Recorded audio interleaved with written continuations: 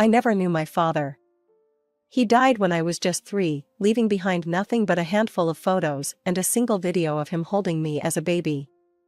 My name's Elizabeth, and this is my story. Growing up with my mom wasn't easy.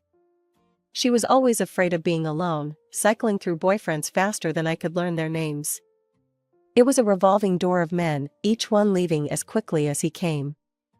The only stability in my life came from my grandmother, my mom's mother. She was my rock, my safe haven.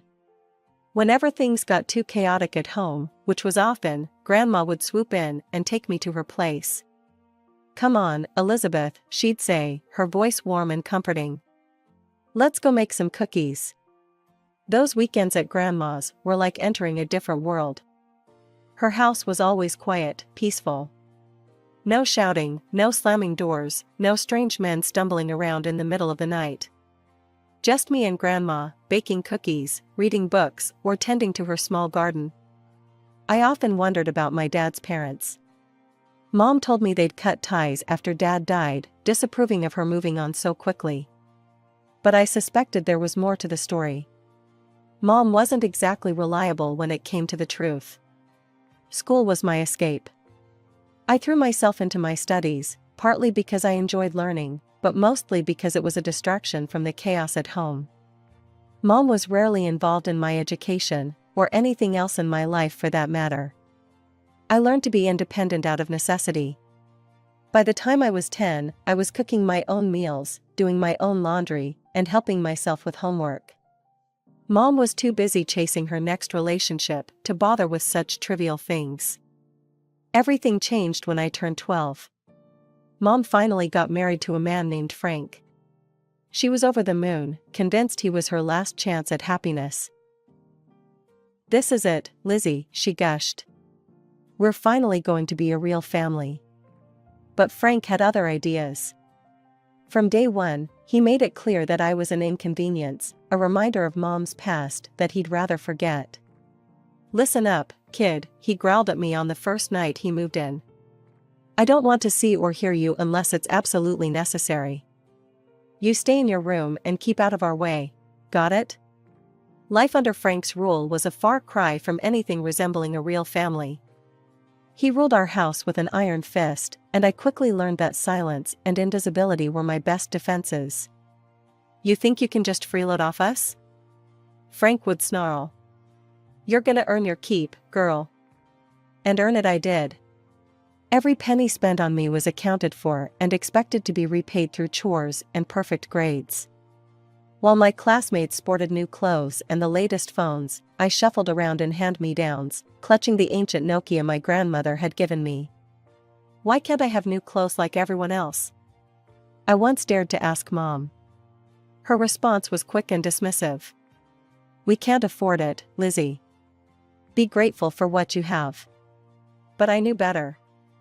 I'd seen the designer bags Mom brought home, heard the plans for weekend getaways with Frank. There was money, just not for me. At school, I stuck out like a sore thumb. But to my surprise, my classmates were kind. They never teased me about my outdated clothes or ancient phone. Instead, they often went out of their way to help. "Hey Liz, want a ride home?" Sarah, a girl from my math class, would often ask. Her mom would smile warmly at me from the driver's seat, a stark contrast to the cold shoulder I got at home. I'd gratefully accept, knowing the alternative was a long walk home. Mom and Frank had made it clear that picking me up from school was not on their list of priorities. "You've got 2 legs, don't you?" Frank would say. "Use 'em." At home, there was no rest. Frank had an endless list of chores for me to complete. Cleaning, cooking, laundry, the work never stopped. And heaven forbid if I tried to take a break. "What do you think you're doing?" Frank's voice would boom if he caught me sitting idly. There's always work to be done in this house. Homework was to be completed perfectly, with Frank regularly checking my grades. Anything less than excellent was unacceptable. "A B-, he roared one day, waving my report card in my face. "You think that's good enough? No TV for a week. And forget about seeing your little friends." I'd nod silently, fighting back tears. The punishments were harsh, but arguing only made things worse. So I'd retreat to my room, bury my face in my pillow, and let the tears flow silently. Weekends at Grandma's became my lifeline. But even those were under threat. Frank had discovered a new form of punishment, denying me my visits to Grandma's house. "You failed that history test," he'd say with a cruel smile. "Looks like you'll be staying home this weekend to study." It broke my heart to lie to Grandma when she called, worried about my absence. "I'm sorry, Grandma," I'd say, forcing cheerfulness into my voice. "I've just got so much schoolwork. I'll come next weekend, I promise." But next weekend would come, and Frank would find another reason to keep me home. It was a vicious cycle, and I felt powerless to break it. As I approached my 15th birthday, I made a decision. I needed some independence, some way to escape the suffocating control at home. So I applied for a job at the local diner. To my surprise, Frank approved. "About time you started contributing," he grunted. The diner became my sanctuary. The owner, a kind-hearted woman named Marge, took me under her wing from day one. She was everything my mother wasn't: caring, attentive, and genuinely interested in my life. She'd often let me leave early, especially on weekends. Those stolen hours with Grandma were precious. I'd arrive at her house, breathless and grinning, and she'd welcome me with open arms. "Elizabeth, my dear, what a lovely surprise," she'd exclaim, pulling me into a warm hug. I never told Grandma the whole truth about life at home. I couldn't bear to see the worry in her eyes, or worse, risk her confronting Mom and potentially losing my visitation rights altogether. So I kept my struggles to myself, painting a rosier picture than reality. As my 18th birthday approached, a tiny spark of hope flickered in my chest. Maybe, just maybe, things would change. Perhaps Mom and Frank would finally see me as an adult, worthy of respect and kindness. How naive I was. The morning of my 18th birthday, I woke up with a mixture of excitement and apprehension. I got dressed carefully, putting on the nicest outfit I owned, a hand-me-down blouse from a cousin and a skirt I'd found at a thrift store. Taking a deep breath, I stepped out of my room, half expecting balloons or a happy birthday banner. Instead, I was met with Mom's cold stare. "Oh good, you're up," she said, her voice devoid of any warmth. "I have news. I'm pregnant. We'll need your room for the baby. You can go wherever you want, but you can't stay here anymore." I stood there, stunned. Of all the scenarios I'd imagined for my 18th birthday, this hadn't even been on the list. "But, this is my home," I stammered, my voice barely above a whisper. Mom's eyes hardened. "This is my house, Elizabeth. You've been a burden on Frank for far too long. I need a calm environment for my pregnancy, and frankly, you stress him out." I couldn't believe what I was hearing. A burden? A source of stress? Was that all I was to them? "Where am I supposed to go?" I asked, fighting back tears. Mom shrugged, her indifference like a knife to my heart. "Go live with your grandmother. Get a job.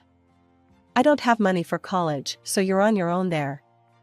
But I expect you to come back daily to clean the house while Frank's at work." "I can't do it in my condition." With that, she thrust a hastily packed bag into my hands and all but pushed me out the door. The lock clicked behind me with a chilling finality. I stood on the porch, my meager possessions at my feet, trying to process what had just happened. On my 18th birthday, instead of celebration, I'd been discarded like yesterday's trash. I trudged up the familiar path to Grandma's house, my eyes red and puffy from crying. Before I could even knock, the door swung open, and there stood Grandma, her face lighting up at the sight of me. "Elizabeth, happy birthday, my dear," she exclaimed, pulling me into a warm embrace. Then, noticing my tear-stained face and the bag at my feet, her expression shifted to concern. "What's wrong, sweetheart?" I broke down again, sobbing into her shoulder as I recounted the morning's events. Grandma listened, her face a mix of shock and anger. "That girl. I can't believe she'd do this to her own daughter," she muttered, shaking her head. Then, squeezing my shoulders gently, she said, "Well, you're always welcome here, Elizabeth. Always." She ushered me inside, where I was greeted by the mouth-watering aroma of freshly baked cookies, my favorite chocolate chip ones. "I was hoping you'd stop by today," Grandma said with a wink. "Come on, let's get some food in you." As I sat at the kitchen table, surrounded by all my favorite treats, I felt the knot in my chest begin to loosen. Grandma bustled around, pouring me a glass of milk and piling a plate high with cookies, mini sandwiches, and fruit. "Now," she said, sitting across from me, "we're not going to let your mother's foolishness ruin your special day. Why don't you call up some of your friends? We'll have a little party right here in the backyard." Overwhelmed with gratitude, I hugged her tightly before reaching for my phone. Within an hour, several of my classmates had arrived, bearing gifts and warm wishes. The backyard was soon filled with laughter and chatter. The smell of grilling burgers and hot dogs wafted through the air as we played games, shared stories, and simply enjoyed each other's company. For the first time in years, I felt truly celebrated. As the afternoon wore on, I made frequent trips into the house to refill the pitcher of Grandma's famous homemade lemonade. During one such trip, I overheard Grandma on the phone in the living room. "Yes, that's right. It's time," she was saying, her voice low but firm. "I think you should come as soon as possible. Tomorrow morning would be perfect." I paused, curious. Who was she talking to?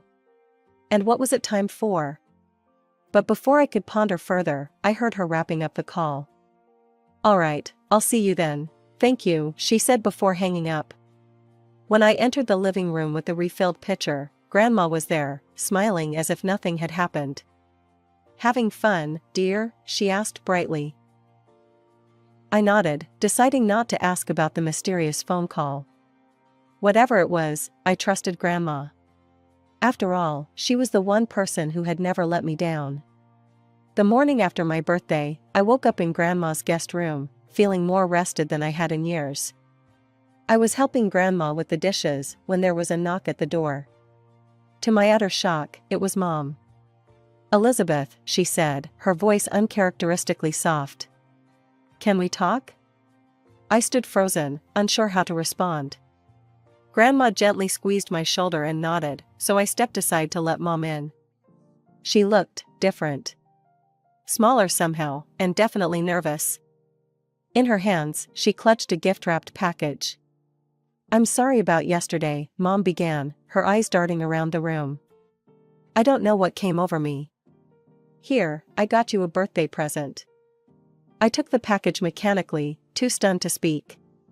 "Please, Elizabeth," Mom continued, her voice taking on a pleading tone. "Come home. We can work this out." Grandma, who had been quietly observing, spoke up. "I'm glad you've come to your senses, dear," she said to Mom, her tone firm but not unkind. "But I'm afraid it's too late to change things now." Mom opened her mouth to argue, but at that moment, the front door opened. An elderly couple stepped in, and I watched in confusion as all the color drained from Mom's face. "Hello, Elizabeth," the woman said warmly, her eyes crinkling at the corners. "Happy belated birthday." The man beside her smiled and added, "We've been waiting a long time to meet you, sweetheart." Grandma stepped forward. "Elizabeth, these are your paternal grandparents. I asked them to come." My mind was reeling. The grandparents I'd never known, the ones Mom had always said wanted nothing to do with me, were here? And Grandma had invited them? They enveloped me in a warm hug, and I found myself instinctively relaxing into their embrace. "We have a lot to tell you, Elizabeth," my grandfather said, his voice gentle but firm. "Starting with the truth about your home." Over the next hour, they unraveled a story that left me speechless. The house I'd grown up in, the one I'd been unceremoniously kicked out of just yesterday, actually belonged to me. It had been left to me by my father and put in my name by my paternal grandparents after his death. "Your mother was allowed to live there with you," my grandmother explained, shooting a pointed look at Mom, who seemed to shrink under her gaze. "But now that you're 18, it's your decision who lives there." I sat there, trying to process this bombshell. All those years of feeling like a burden, of being told I should be grateful for a roof over my head, and the house had been mine all along? I own the house? I stammered, my mind struggling to grasp this new reality. My grandparents nodded, while Mom sat silent. As I sat there, still reeling from the revelation about the house, my paternal grandmother gently took my hand. "There's more, Elizabeth," she said, her voice soft but firm. My grandfather nodded, his eyes filled with a mixture of sadness and resolve. "We've been sending your mother a monthly allowance ever since your father passed away," he explained. "It was meant to cover your expenses, clothes, school supplies, anything you needed." I felt my jaw drop. All those years of wearing hand-me-downs, of being told we couldn't afford new clothes or school trips. Had it all been a lie? "We wanted to be part of your life, to help raise you," my grandmother continued. "But your mother, she was against it." I glanced at Mom, who was standing in the corner of the room, her face a mask of discomfort and shame. "We didn't want to cause any trouble," my grandfather added. "So we kept in touch through your grandmother here. She's been sending us photos and updates about you all these years." Grandma nodded, squeezing my shoulder supportively. "And that's not all," my grandmother said. "We've been saving for your college education. We gave the money to your mother to set aside for you." I felt like I'd been punched in the gut. "College money?" I echoed, my voice barely above a whisper. I turned to Mom, who was now visibly squirming. "You told me there was no money for college. You told me I was on my own." The room fell silent, all eyes on my mother. She opened and closed her mouth several times, no words coming out. Finally, Grandma spoke, her voice uncharacteristically stern. "Tell her the truth, Amanda. You owe her that much." Mom's face cycled through various shades of red and white. We," she stammered, then took a deep breath. "Frank and we spent the money." The silence that followed was deafening. I felt like I was in a surreal dream, or rather, a nightmare. "You did what?" My paternal grandmother's voice cut through the silence, sharp as a knife. Mom flinched. We needed it. We bought a car," she finally blurted out. "A car?" my grandfather repeated incredulously. "A luxury car," Mom added, as if that somehow made it better. "We needed it. Frank's job, appearances are important, you know." I stared at her, unable to comprehend the level of selfishness and deceit. All those years of scrimping and saving, of being told I was a burden, and they had been living it up with money meant for me? The room fell into a stunned silence as the magnitude of my mother's betrayal sank in. I felt a surge of anger rise within me, hot and fierce. "You're a fraud," I spat out, my voice trembling with rage. "You kicked me out of my own house after robbing me blind for years." Mom's eyes widened, and she held up her hands defensively. No, Elizabeth, you've misunderstood everything," she pleaded. I was going to surprise you for your birthday. I was going to tell you about the house and the money." I couldn't help it, I let out a bitter laugh. "Oh, you surprised me all right," I said, my voice dripping with sarcasm. "Kicking me out on my 18th birthday was quite the surprise." "Congratulations, Mom. Mission accomplished." My paternal grandfather stepped forward, his face stern. "Amanda," he said, addressing my mother, "you need to return the money for Elizabeth's education. Immediately." Mom's face contorted with anger. "I'm not giving anything back," she shrieked. "Do you have any idea how hard it's been raising her on my own? That money is compensation for everything I've done." I couldn't believe what I was hearing. "Everything you've done?" I echoed incredulously. "You mean neglecting me, making me feel like a burden, and stealing from me?" Mom turned to me, her eyes wild. "Elizabeth, stop this nonsense and come home right now," she demanded. Something inside me snapped.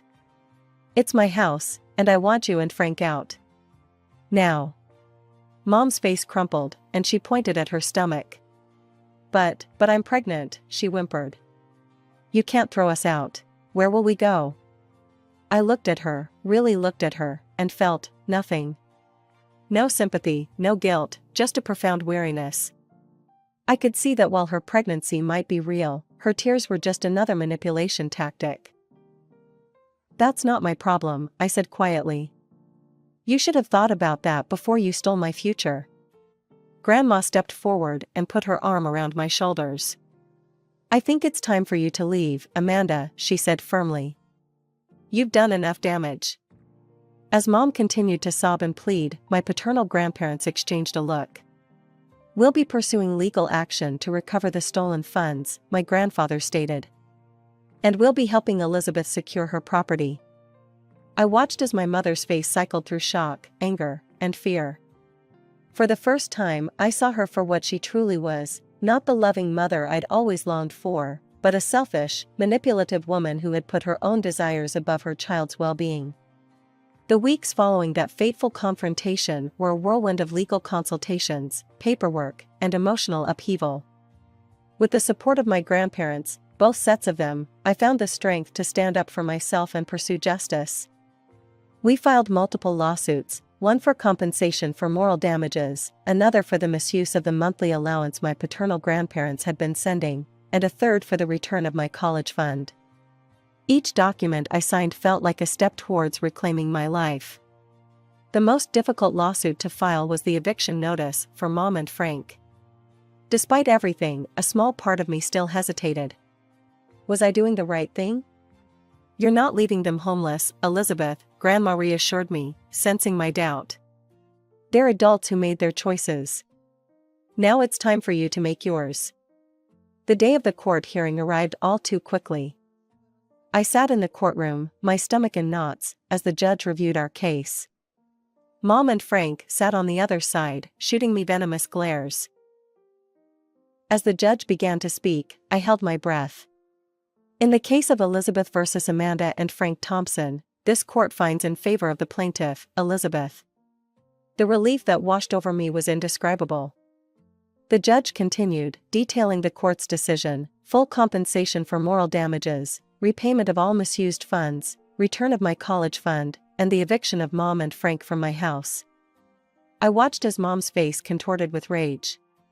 She jumped to her feet, screaming obscenities, while Frank sat stone-faced beside her. As the bailiff escorted them out, Mom's final words rang in my ears. "You ungrateful brat. After everything we've done for you." Those words, once so hurtful, now held no power over me. I knew the truth, and no amount of guilt-tripping could change that. The following weeks were a flurry of activity. Mom and Frank moved out, leaving the house in a state of disarray. It was cathartic, in a way, to clean and reorganize, erasing the traces of their presence from my life. With my newly recovered funds, I was able to enroll in a prestigious college in another city. The day I received my acceptance letter, I cried tears of joy, something I hadn't done in years. As I packed for college, I couldn't help but reflect on the whirlwind of changes in my life. In just a few short months, I'd gone from a neglected, gaslighted teenager to a homeowner and college student with a supportive family. The day of my departure was bittersweet. I hugged Grandma tightly, promising to call often. "Don't worry about the house," she assured me. "I'll keep an eye on things while you're gone." My paternal grandparents drove me to my new campus, helping me move into my dorm room. As we said our goodbyes, my grandfather pressed a small box into my hand. "It was your father's," he explained. "We thought you should have it." Inside was a beautiful watch, engraved with the words, "Time reveals truth." How fitting, I thought, considering recent events. As I settled into college life, I found myself thriving. Free from the constant stress and negativity of my old life, I discovered a passion for learning and a confidence I never knew I possessed. I made new friends, joined clubs, and even started volunteering at a local youth center, hoping to help other kids who might be in situations similar to what I had experienced. Throughout it all, I maintained close contact with both sets of grandparents. Weekend visits home became something I looked forward to, filled with love, laughter, and the warmth of true family. As for Mom and Frank, I heard through the grapevine that they'd moved to another state. Mom had given birth to a baby girl. Part of me felt a twinge of sympathy for my half-sister, hoping she wouldn't endure what I had. But I knew it wasn't my responsibility. I had my own life to live now.